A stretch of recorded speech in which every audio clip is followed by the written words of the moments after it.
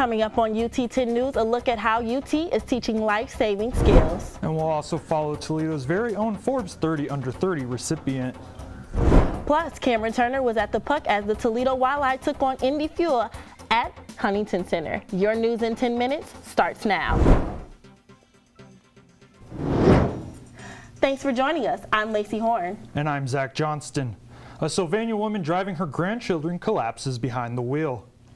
But she's alive today She's alive today thanks to the lessons learned right here at the University of Toledo. UT 10's Marla Goatee has the story. Nursing student Hanan Ramadan was returning home from mosque on November 3rd. While at the intersection of West Sylvania Avenue and Whiteford Road, she noticed a minor car accident. Concerned, Ramadan stepped out of her vehicle to evaluate the situation. She approached the cars to find Deborah Teachout unconscious and in cardiac arrest with her 2 grandsons in the back seat. After 911 was called, Ramadan began administering CPR with the help of witness Jill Lynham. I told them, she's blue, she's not breathing, I can't find any carotid pulse. I am BLS certified and I can start CPR. Not too long after the accident and the student's successful efforts to stabilize the grandmother in time for first responders, a Facebook post made by Teachout's sister was created to help the family locate and thank her. Previous professor of Ramadan, Martha Sexton, commends her quick thinking. Ability to say, hey, something's not right here, I better move and not freeze, makes an excellent nurse. Ramadan is set to graduate from UT's nursing program this semester. She urges that even if uneducated in nursing, it is important that individuals step up and help in whatever way they can if ever facing a similar situation. I'm Marla Goatee, UT 10 News. The family of a murdered UT student hopes to move forward after taking possession of her convicted killer's residence. Demolition on James Worley's property has already begun. UT 10's Bailey Lustig joins us live in the studio. Bailey, what are the hopes for the land? Lacey and Zach, the family wants to clear reminders of the past and move forward. Demolition began with the house and trailer earlier last week. The property's barn will remain standing pending Worley's appeal. He was convicted of kidnapping and murdering Sierra Jogan in 2016. Sierra's mother, Sheila Vakulik, hopes this will help her forget the negative thoughts she has with this location. Hopefully it'll be a place where maybe people will want to come as opposed to a place where people avoid driving by if they can. The property's renovation will be completed next year. Back to you guys. From an idea to the invention of the year, it's been a wild ride for one UT graduate. Tom Burden, the creator of GripMat, is catching the attention of customers worldwide. I had a chance to talk with Burden when he visited campus last Thursday. More than 50 UT engineering students gathered in the Innovation Center as Burden shed light on his latest invention and how he achieved success. A year after appearing on ABC's Shark Tank, a show giving entrepreneurs a chance to bring their idea to reality, Burden introduced the GripMat. It is a flexible, non-slip tool tray which gives consumers a safe place to store their tools.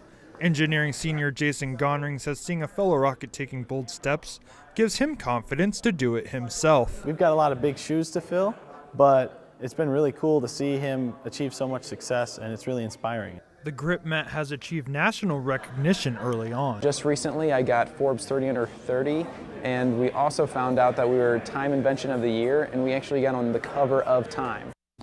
Burden says he is currently working to expand in new markets such as space, medical, and education. A night full of entertainment, food, and fun at the University of Toledo brought awareness to the ongoing AIDS crisis on World AIDS Day. According to the U.S. Department of Health and Human Services, more than 5,000 people around the world contract AIDS every day. According to the student advisor of the African People's Association, half of the money collected goes to the Ryan White HIV/AIDS program, which helps more than 500,000 people each year. I think it's important to always emphasize it because we keep having numbers increasing of people that are infected. The money will provide necessary resources to people living with AIDS. It's become a holiday tradition. The Rocket football team is going bowling once again, this time in the Bahamas. After finishing the season 7-5, the Rockets accepted an invitation to the Makers Wanted Bahamas Bowl. UT will take on the Florida International Panthers on December 21st. Last year in the Dollar General Bowl, the Rockets came up short, losing 34-0 to Appalachian State. The team has been practicing and is looking forward to a different result this year. As much as we've been preparing and we keep having great weeks of practice, we definitely have a chance. Tickets are available at the UT Athletic Tickets office in Savage Arena. If you can't make it to the game, you can catch all the action live on ESPN. Toledo police and firefighters did their best to protect more than just their community over the weekend. It was fire and ice at the Huntington Center Saturday for the 8th annual Battle of the Badgers hockey game. The Walleye donated $1 for every ticket to Toledo Mountain Mentors or Toledo Firefighters Local 92 charities.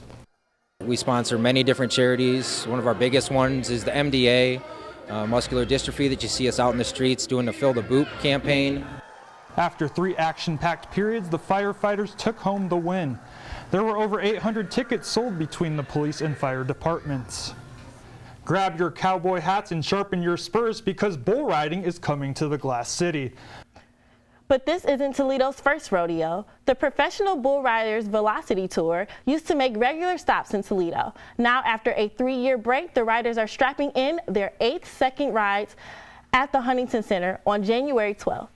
The Toledo Invitational will include more than 60 riders in this one-day event, with 10 qualifying for the championship round. A couple years ago when I went, it was a Friday and Saturday night event, and it was sold out both nights, and this time it's only going to be a Friday, so I'm sure it's going to be sold out. Everybody's going to be there and ready to have fun. For more information on how to see the riders in action, visit UT10news.com.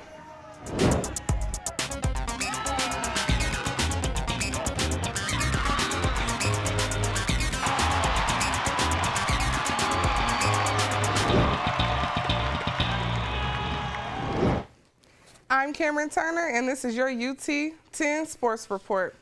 The Walleye looked to keep their home game winning streak alive on Saturday night, but first, the men's basketball team went head-to-head against Cleveland State Saturday afternoon.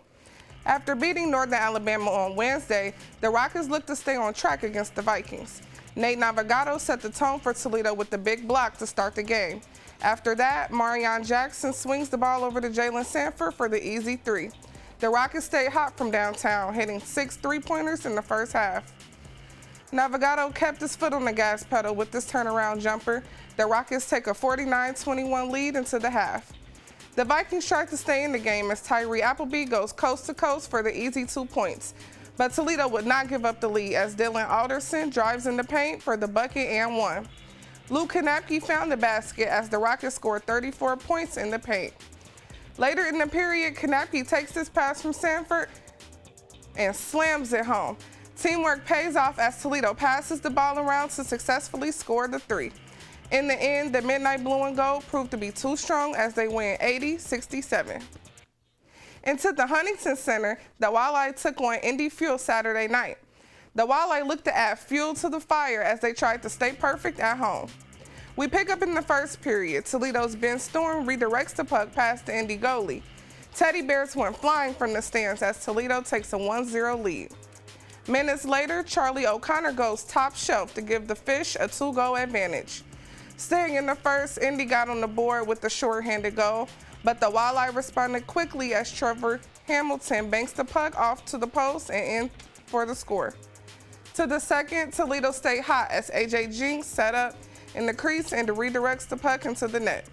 In the final frame, Kevin Dufour forces the puck past Pat Nagel, scoring the Fuel's second goal. But it was too little too late as Toledo outlasted the Fuel by a final score of 4-2, extending their home game winning streak to 6 in a row. That's it for sports. Back to you guys. That's it for UT 10 News. For the latest breaking news from campus, bios from all UT 10 reporters, go to our website, UT10news.com. And we would also like to say good luck and goodbye to Zach Johnson as he's graduating just in a few weeks.